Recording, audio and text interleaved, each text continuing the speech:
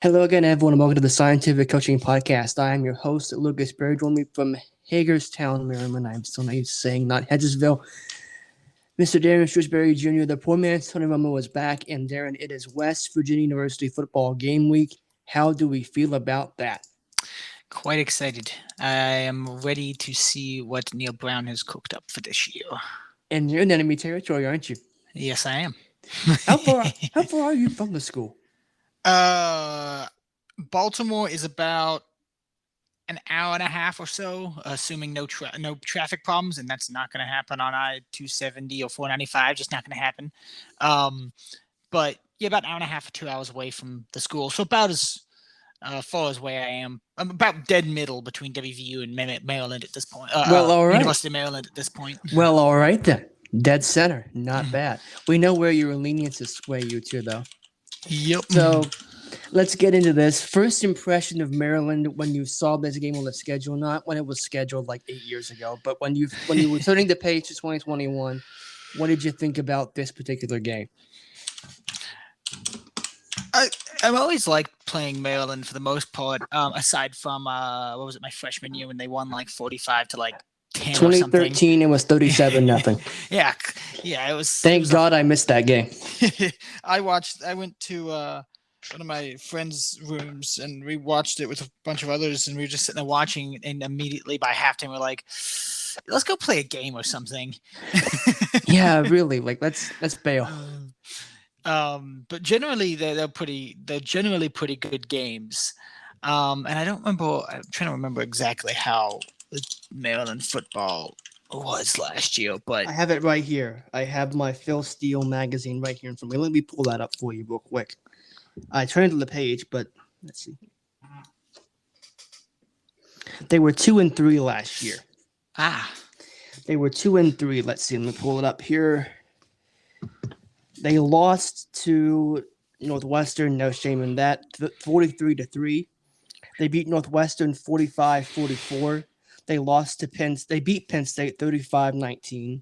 They lost to Indiana 27-11, and they lost to Rutgers 27-24.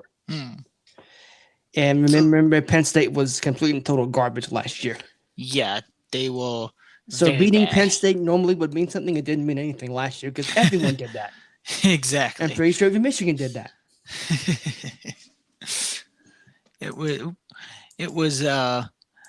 It'll be interesting to see how they bounce back this year. But I mean, the couple losses of the 3 losses, I guess 2 of them were quite close. So those could go anyway, especially with a full schedule coming up. But it's always a good rivalry game to watch. So I'm never disappointed to see Maryland on the schedule. I'm not either, because I have zero respect for them as a program. Like, I just don't. I think they're a joke. And I have no problem saying that. I consider Maryland football a joke. Because, like, they go to a bowl game, but what have they ever done? Like, show me a significant Maryland football moment, and I will tell you it was against a team that didn't matter. 2 years ago, microphone over. Not a good start. 2 years ago, Maryland laid 79 on Howard in the first game of the year. And then they beat Syracuse 63-20. And they only won one more game the rest of the year, and it was against Rutgers. Ooh. So everyone looked at Maryland and went, they laid 79 on Howard. And then 63-20 went over Syracuse. Admittedly, Syracuse was coming off a pretty good year in 2018, but it's like, it's still Syracuse. Who doesn't put 63 on Syracuse? I mean, really. It's like, okay. And they were ranked, and I'm like, they haven't beaten anyone yet. I don't care that they laid 85 on people. I just don't. Like, why? They lost to Temple. They lost to Penn State when that meant something. They lost to Purdue. They lost to Indiana. Lost to Minnesota. Lost to Michigan. Lost to the Ohio State. Lost to Nebraska. Who loses to Nebraska now? And then they lost at Michigan State. And it was 17-20, 59-0, 40-14, 34-29, 52-10, 38-7, 73-14, 54-7, and 19-16. Yeah, they got their rear ends kicked almost every other game that year. Now, granted, different coach this year, but it's like, show me what this program has done. Answer, nothing. I mean, like, the biggest thing they've done is they got Tua's younger brother, who wasn't going to beat out Mac Jones at Alabama. Yeah. Congratulations, you got an Alabama wash. A kid Saban didn't want. Everyone has kids Saban didn't want. Exactly. Like, what? I don't know. I legitimately do not know.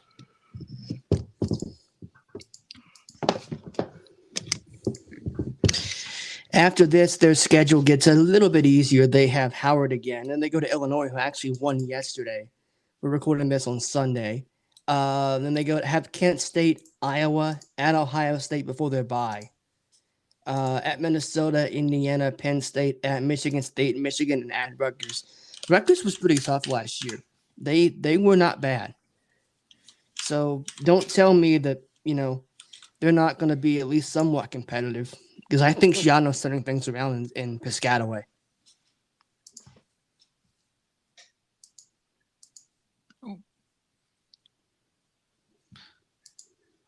Sorry, they cut out for just a second on my end, but I think I got all of that. Yeah. I think what I missed was what team that was. Rutgers. Rutgers. Okay, thought so. So yeah, I don't have any respect for Maryland as a program, because I just they have not done anything. They really have not, and I don't really understand why. People are looking at them going, "Oh well, you can't no." Until Maryland does something, especially in the Big Ten, joke, absolute total joke. And I don't care if people from Maryland hate me for that. I just don't, because it's true. They have not done anything.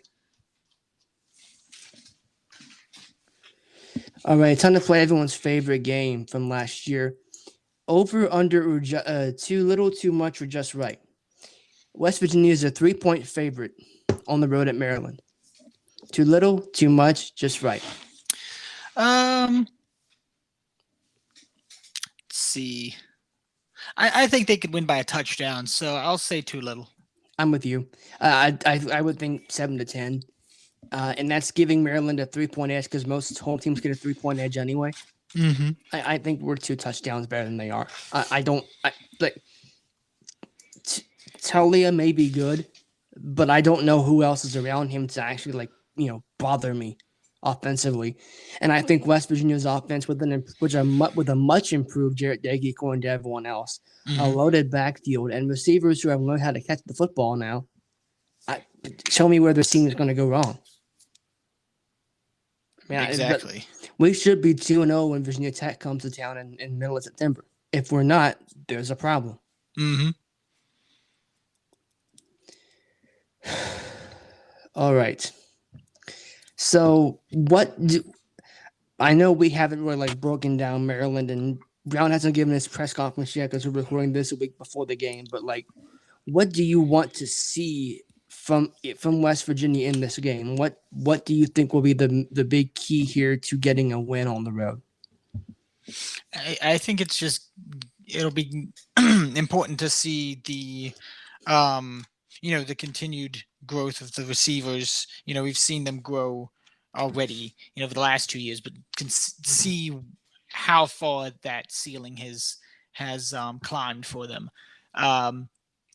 Obviously, won't see even fewer drops, right? They still had some dropsy problems last year, but not nearly as many as the year prior, especially, or even at the beginning of the year. They started still looking shaky at the beginning of last year, and we saw them grow pretty quickly.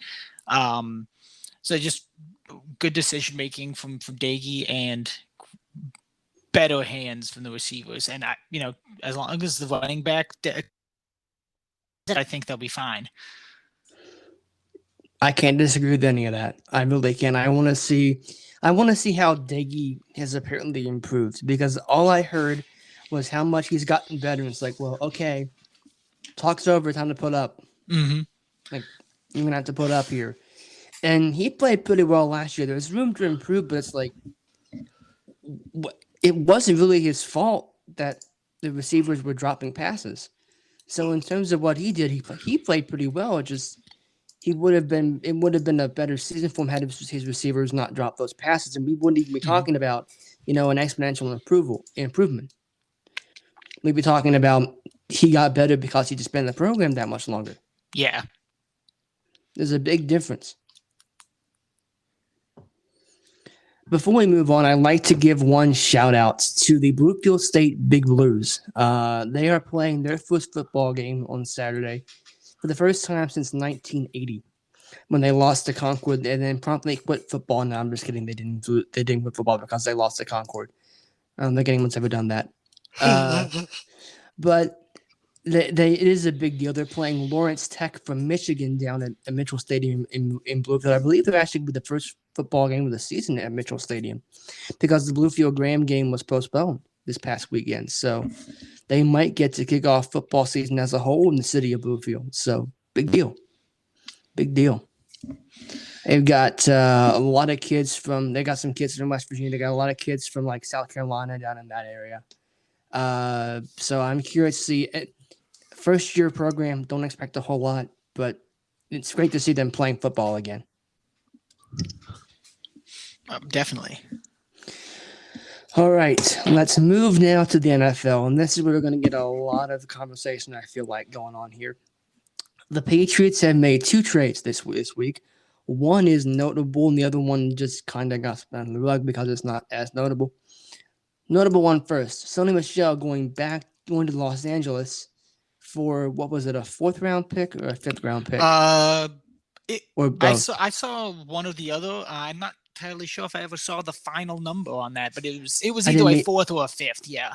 Right. Okay. So I don't think I saw a final on that either. I think it's dependent on what compensatory pick LA is supposed to get for losing another player in the offseason. I think it's dependent on what round that pick is supposed to be. But I think they basically they're going way back door, aren't they? Yeah, I'm pretty sure they were just like, here, you can have this pick. But we don't know what it's supposed to be yet, but you can have it. I think. Then now, does Bill even care? Apparently not. No. It's like, I mean, not because he'll make something out of it. Not to bring up the guy in Florida anymore, but he kind of found the GOAT at the former GOAT. That's now Peyton Manning, by the way. We're going with Peyton Manning. It's the greatest of all time. Sorry, Tom. Not sorry, by the way. He found him in 199, the 6th round. So, like, 4th round, hey, look at that. Yep. 4th, 5th round. But, when I told you this had gone down, what did you think about it? Did you, like, we talked about how loaded this running back core is, and it still is, but it's a little bit – I still think it's loaded, but some people would say it's less loaded. Yeah. I think the only real things that kind of, and I can't disagree with these that I've seen that like make the argument and the case for it not being any worse off than it would be if Michelle was still on the roster, is that one, we saw Ramondre Stevenson absolutely blow up this preseason, which has been wonderful. 2, Michelle has had some lingering injury problems, which has then led, Harris and co to have to step up, and they've stepped up pretty well, as we saw last year. So I don't think they're any worse off. But with that being said, I'm still sad that he's gone. I'm kind of with you there. I think I would add another name to that list. J.J. Taylor has really impressed me so far this camp. I think he's played really well. In addition to Ramondre Stevenson. But I think the biggest thing for me is that the Rams were desperate because what's his name? It's not doubt. What was their star running back's name? Is Gurley still on the team? No, he was traded to Atlanta. Oh, that's right. Last year. That's right. Gosh, I totally forgot about that. It's a kid out of Cam Akers. That's it. Cam Akers, a kid out of Florida State. He blew his knee up in a non-contact off-season injury. Done. season over. And then they had other guys in the running back room go down. The Rams needed a body. Mm-hmm. Like the Rams needed some guy with a beating heart to come in there and play running back. And to my knowledge, Sony Michel still has a beating heart. Yep. So he fit the bill. And they can deal with these injuries. Like they just need someone in there to fill the position. And I think when you have Damian Harris emerging, and they liked Damian Harris before he emerged last year and into this year. And then you've got James White and Ramondre Stevenson and J.J. Taylor. It's like, where are Michelle's touches? Because he's not the number one back anymore. So where are you going to get him his touches? Well, we like what Stevenson did, and we like what J.J. Taylor did, and Michelle was getting close to the end of his rookie contract. Mm-hmm. So you go, well, he's not going to be cheap, and you just the numbers here added up to where you go. There's only one logical option. That's to get something for him and get out of here. Yeah, and it just thankfully the Rams were desperate, and they've proven they don't care about the NFL draft because they'll just trade every pick they have. Mm-hmm. They don't have a first round pick for the next 3 or 4 years, I think. Jeez, they traded away everything. They don't care about draft picks there. So it's kind of like I said, to me, it seemed like the most logical situation to be for this. Because, let's just look here. Highest paid running back on the whole team is, let's see here. Dang it, I can't find who is James White. Getting paid $2.3 million a year. Then it's Damian Harris at $850,000. Like almost all of your running back core is below the $1 million mark. Yeah. Take the cheap. Exactly. If they're being as productive as they have been and will be, as we can tell, you're just maximizing your investment right there. Sony Michel was owed $1.7 million this year. So yeah, just you figure out what you can do. Also, the Rams traded Jared Goff this year to Detroit. He is dead cap. Want to guess his dead cap number? I don't know. I'm just gonna go wild number. $20 million. 24.7. Oh, nah. You weren't that far off. You weren't that far off indeed. Let's see here. The other trade is the Patriots have acquired a rookie cornerback named Shaun Wade in a trade with the Baltimore Ravens. Terms of the trade were not announced. He's a 22-year-old coming from Ohio State. He's 6'1", 191 pounds. He's a consensus All-American with the Associated Press, Sporting News, AFCA, and ESPN last year. He had 91 total tackles, 25 pass defense, 6 interceptions, and 2 forced fumbles, 2 sacks in 35 games for the Buckeyes. Sounds like a Patriot to me. Yeah. What's very interesting is that I can't think of this too often, but it doesn't seem very common that teams will just straight up trade for a rookie.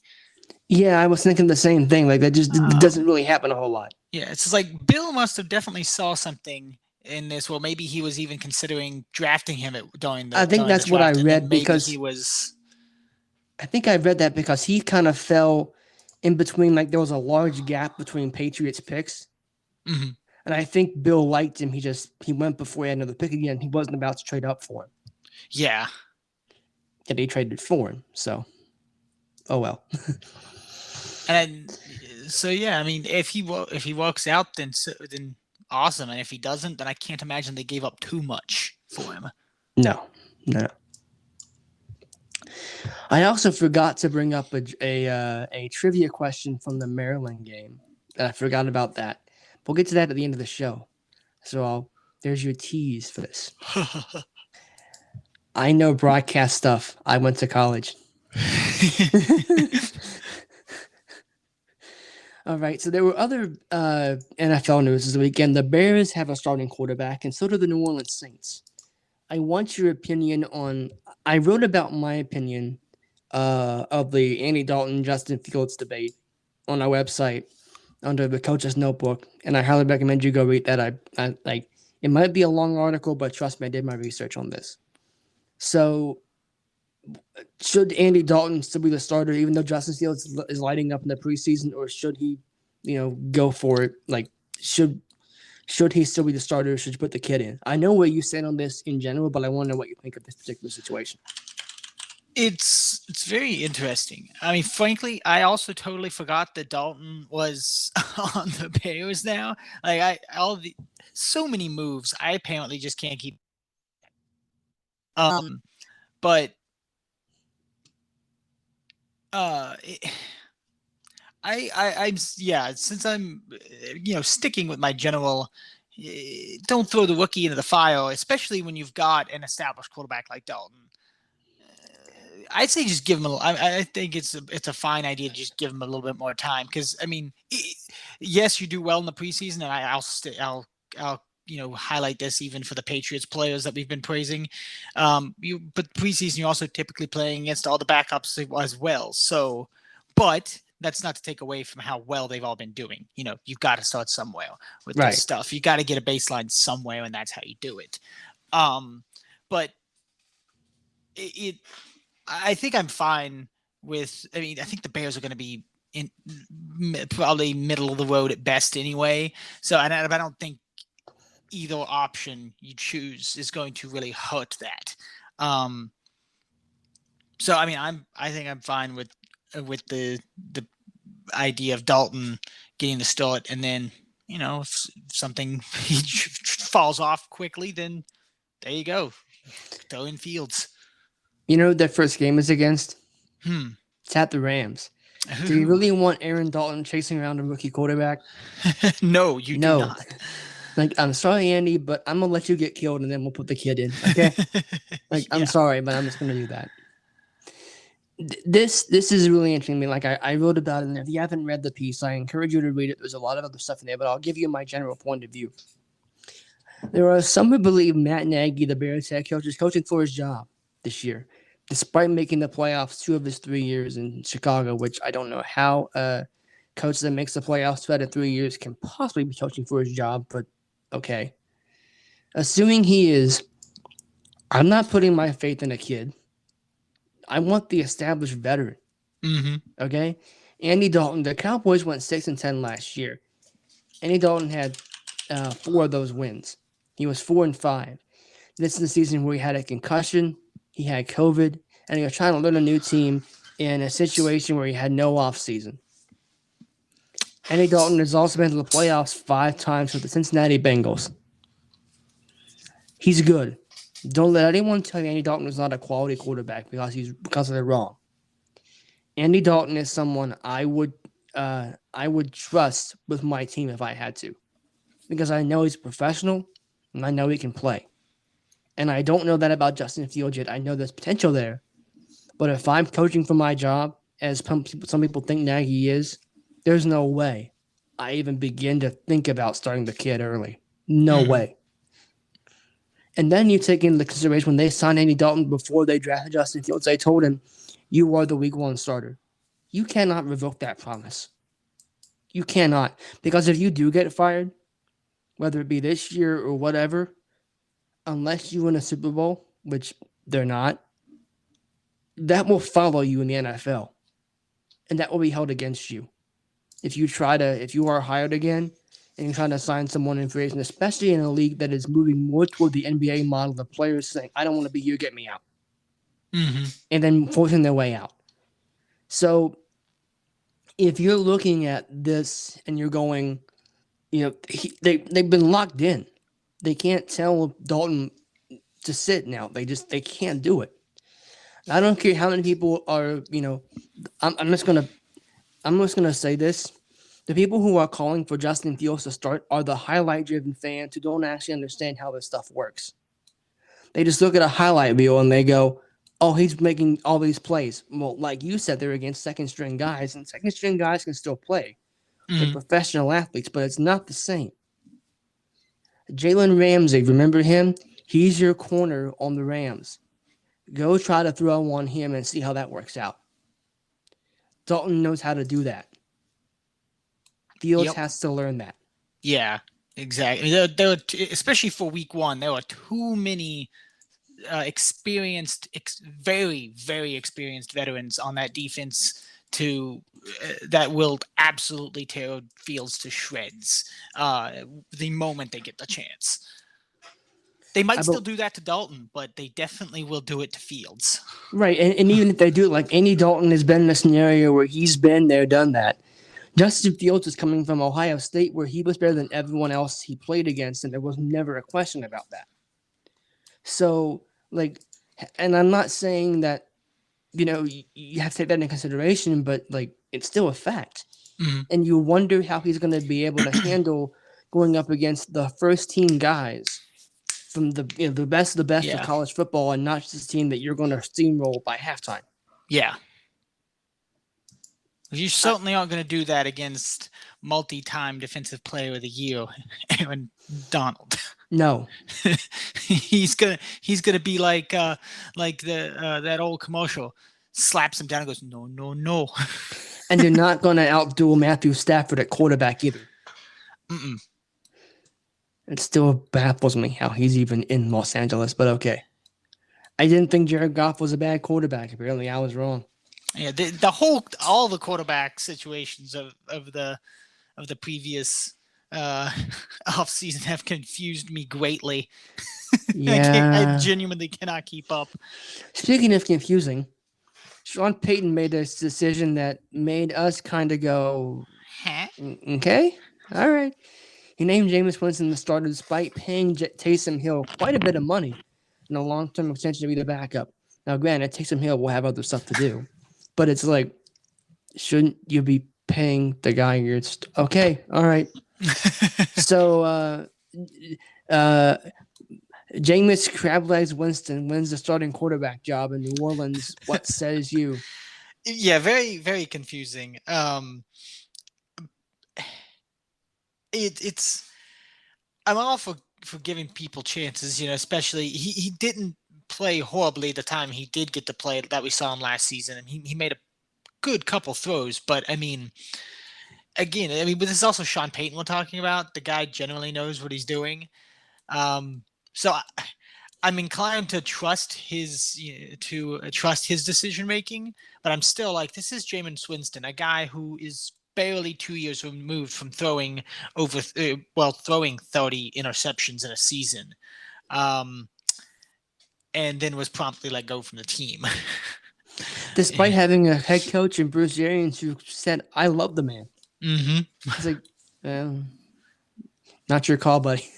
Yeah, and then maybe they just figured that, and this could also be the case as well, is that they just figured that Taysom Hill, while he is he's solid at throwing the ball and being a quarterback, he might just be better utilized in general in the role he's currently filling, and he does great at doing it, mind you.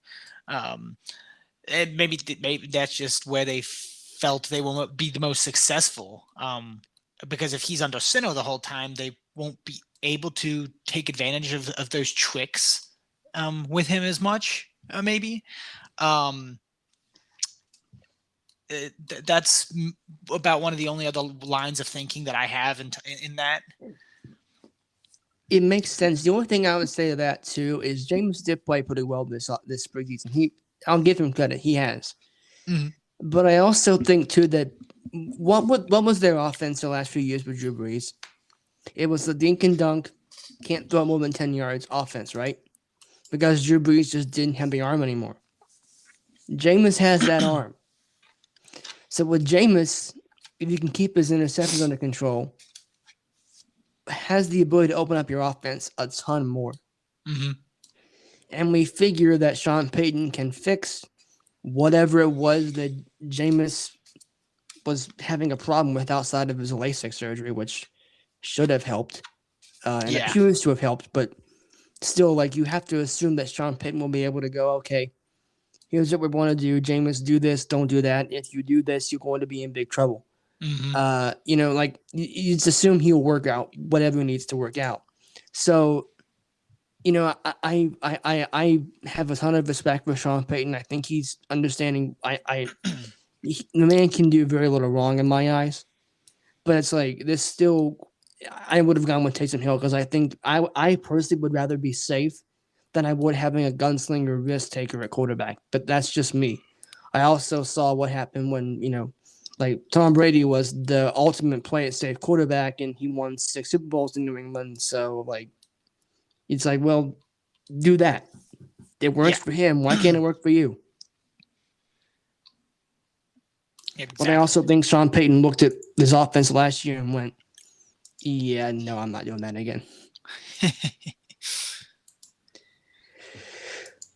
Speaking of NFL quarterbacks, there's one quarterback currently on another team that might be on another one. The Miami Dolphins are leading the charge for Deshaun Watson.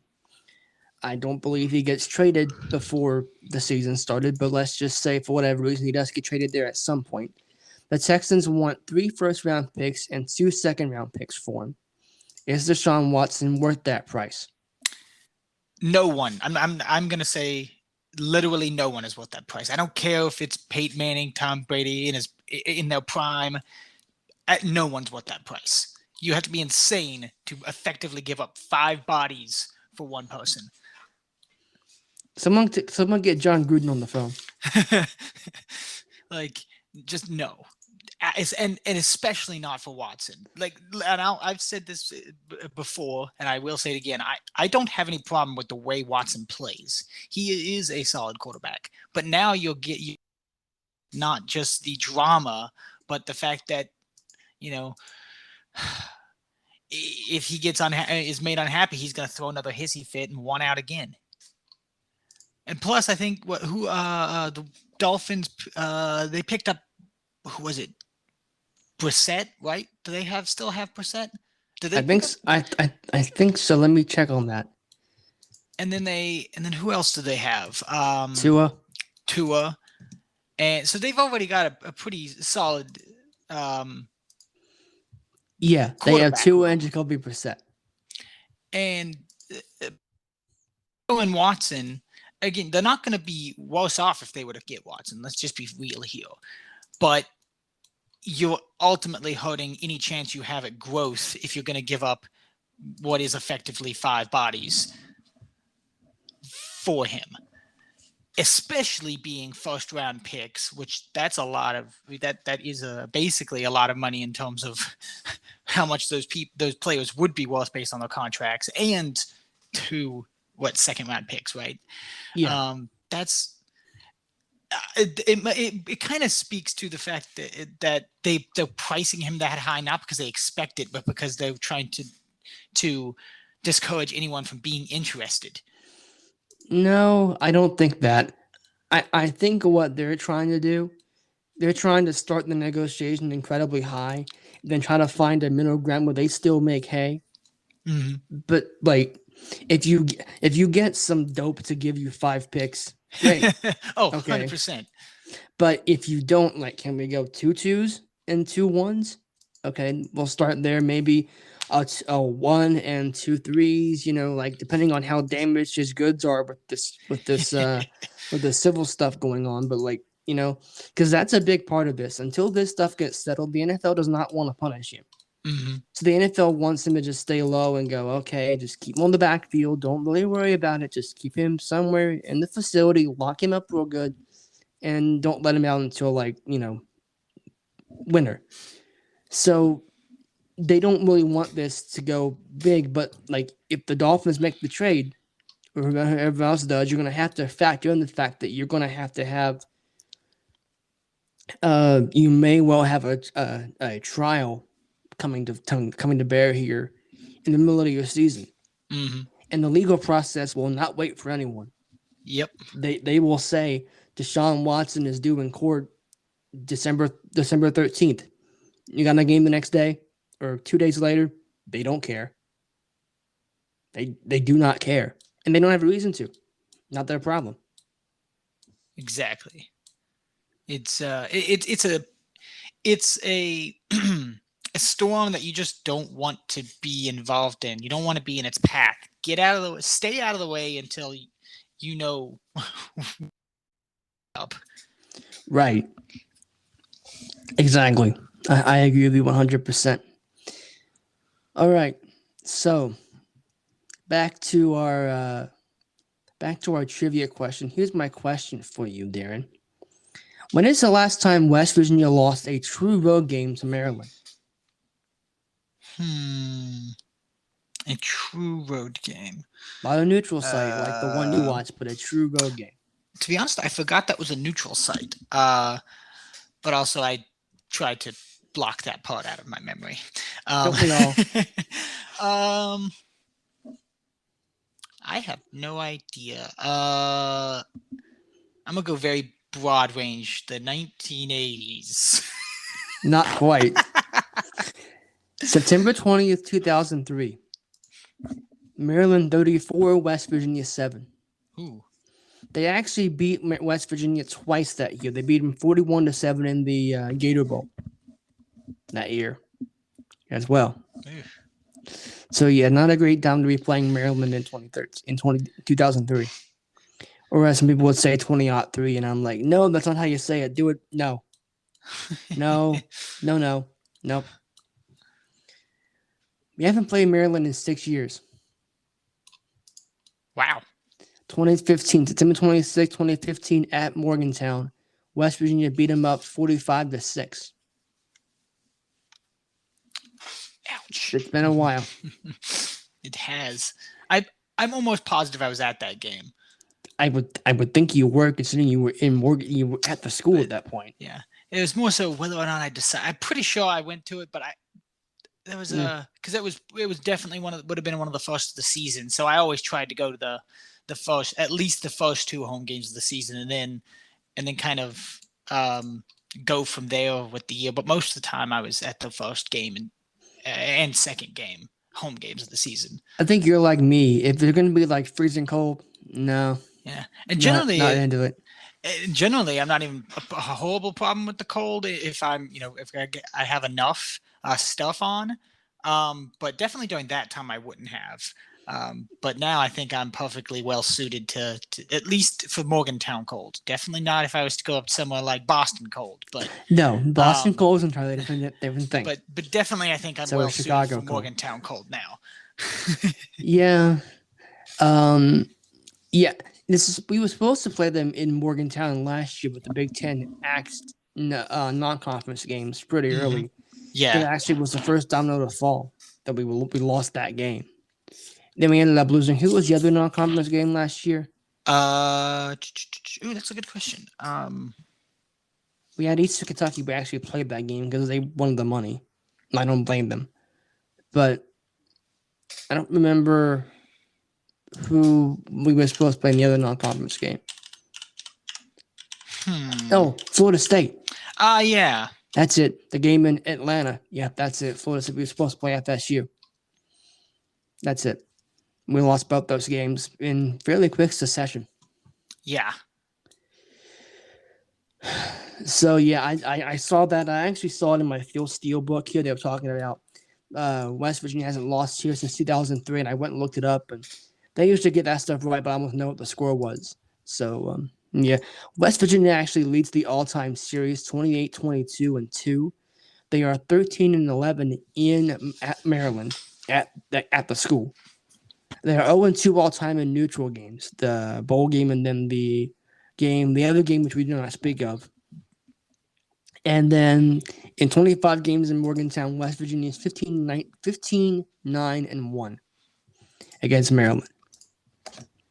So if you're gonna win, if you're gonna beat them, odds are you're gonna beat them, and well, you might have a bigger, tougher game on the road, but probably still gonna win that game. Yep. Speaking of tough road, but he's met every challenge on said road. John Gore. We're recording this on Sunday at 11:18 a.m. John Gore raced about 3 hours ago, and he made every single one of us incredibly proud. He's an Olympic finalist. finishing fourth in his heat, going through as the fastest loser, if you want to term it that, to the men's 100-meter final in the T64. 264, right? Yes. Okay, got it. That I, as someone who is from Fayetteville and went to Concord, I could not be more proud of him. I really couldn't. I mean, that's just, I like we said a few weeks ago, we've never had a person from the state of West Virginia that we can remember in the Olympics, and now we've got someone in the Paralympic Games, and we're fully behind him. Absolutely. It's going to be, I believe the race is televised live at like 7:40 in the morning, but then they'll show the taping at like the evening airing of the what is that, the 3 to 9 p.m. slot. So it's a very vague slot. I don't know exactly when they're supposed to show that part in that time frame, but the live viewing is, I believe, 7:40 in the morning. Tomorrow. I'll be up that early. I gotta get up early to do some stuff, so I'll be up. Yeah. And I know you will be too. Yeah, I will be on the road at that point, but I will be up. Well, at least you're up. All right, man. Short show. We're only at like 40 minutes. Wow. That. Granted, this one we don't have a Patriots game to go into because the Patriots actually are playing tonight. As we record this on Sunday, the Patriots play tonight. So next week we'll get into Miami preview. We just don't have the luxury of recording after the Patriots game. So we can't review that. We previewed the Giants last week. Oh, well, I guess we can talk about this while we're here because I didn't put in the rundown, although I don't really know why. Let's talk a little bit about Cam Newton this week because he tried to do the right thing, and didn't work out, and Mac Jones took advantage of it apparently. So I mean, it's kind of after the fact, but I think we should talk about this. So, what do you make of the whole Cam Mac dynamic, given what Cam did? As we've seen, Belichick said that Newton didn't break any team rules. It was just a simple misunderstanding about exactly what the process was with whatever it was he was doing. Apparently, he had a doctor's appointment that was outside of team facility or whatever, and there was some type of testing requirements. I still couldn't find the exact requirements there with the testing. The point is, it ended up leading to him being out of practice for 5 days. That was because 3. Of 3, 5. I think it was 3. Yeah. Yeah. But he was out, and during that time, Jones, obviously was filling in the starting role, so to speak, at practice. And apparently he was blowing it up. He was looking quite well out there. He's already been doing this, it seems, but he was, consistently being one of the first ones out on the field, which is always what you want to see, especially from a young quarterback trying to win a starting job. And he was tearing up the Giants starting defense in practice, in their joint practice, which that's pretty that's a confidence booster for sure for both us and him. So that's one of the things that, especially for young quarterbacks, but anybody in the backup role, you want to be seeing is their ability to immediately take over and show why they can and eventually will be that leader that the team needs. Now, Cam is not vaccinated, to my knowledge. They're not supposed to hold that against him. Mm-hmm. But with the fact that Cam is not vaccinated at this point, and we've seen him miss 3 days because of a misunderstanding. We know he had it last year, which baffles me how he's not vaccinated considering he had it last year, but okay. Should that play a role in determining who starts with this team? Because Mac Jones, I believe, is vaccinated. So you look at the kid and go, well, he's held his own. And I don't know if Cam's going to be able to, because you could get into, Friday, Saturday before a game, have everything in, and then can't test positive and have to go to MAC. And the game plan changes on like a moment's notice. Like, do we really want a Kansas City situation last year? Do we really want that? I don't think so. I think Belichick hated that. Yeah. But he had to go with it because he didn't have a choice. Exactly. Yeah, I feel like it has to play at least a small role, but I feel like now I don't know I have to imagine the procedure will be the exact same whether or not a person is vaccinated in terms of if they're exposed, or if they are, obviously have it, then what the procedure is. I'm not aware of anything that says that there's a difference, but I personally believe if you're vaccinated, you're only tested once every 2 weeks, and if you are exposed to someone, you don't necessarily have to go into quarantine. I think it's very interesting. It's more stringent for vaccinated players, unvaccinated players. Yeah. The thing, if you're unvaccinated, you have to test like every day. I think. Interesting. I mean, well, if that is the case, then I think it does play a little bit more of a role. If there really isn't much difference, then to me it doesn't play too much of a role at all, because you'd be in the same situation regardless of who you have, outside of the fact of it just kind of shows who is a little bit more responsible one way or the other. So I don't expect it to I don't expect it to be as much of a factor. It can be a factor, but I don't think it will be a large factor in deciding like who will be the number one guy. But I'm sure it's certainly being that potential is being weighed as well, as it should be. I agree. I don't, like I said, you're not really supposed to, but I don't know how you don't, to some extent. I don't know how you don't at least look at it and go, we went 7-9 last year. That's unacceptable here. We have to change this. And Brady's coming. Like, what was going to happen, right? Like, week 4 is when this happened last year when Cam got tested and got positive. Week 4, Brady comes back to Foxborough. He won't admit it, but I guarantee you Bill wants that one. And I guarantee you if he has to lose his starting quarterback the day before the game to that and has turned to a rookie against Brady, he's going to be irate. Exactly.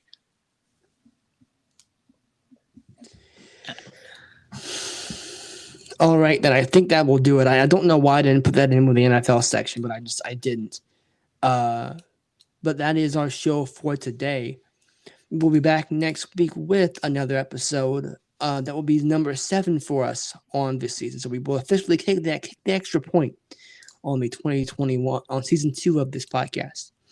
So for Darren, I am Lucas. Enjoy your football weekend, everyone. The games are back. We actually have week 0 this weekend, but we get the big time games in college football and then the NFL in 2 weeks' time. So enjoy them all, everyone. Darren, take us home.